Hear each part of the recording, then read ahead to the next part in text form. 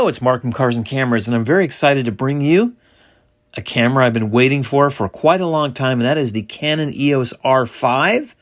And you can see it comes with its own separate battery charger, and it comes with a new and improved larger capacity battery made specifically for the R5.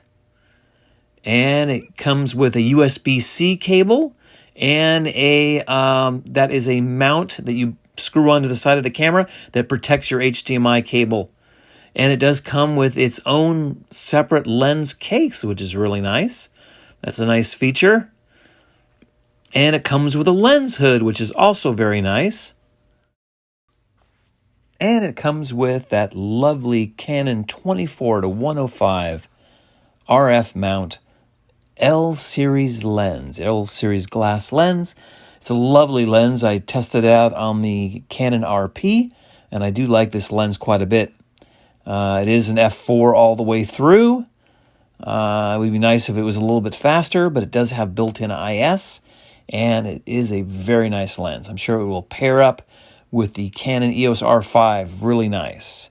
So here's the camera. It is a little bit bigger than the Sony A7 series cameras. A little bit easier to hold in your hand. Some people like the smaller bodies. I actually prefer the size of this camera just fine. I don't think it needs a battery grip or anything like that. I like the way it is. I don't think it'll even need a cage. Well, maybe I'll put it in a cage. We'll see. So guys, there's the first look at the Canon EOS R5. And be sure to stay tuned the rest of this video. There is some sample footage coming up, and I will have plenty more videos on this. So be sure to like, share, and subscribe.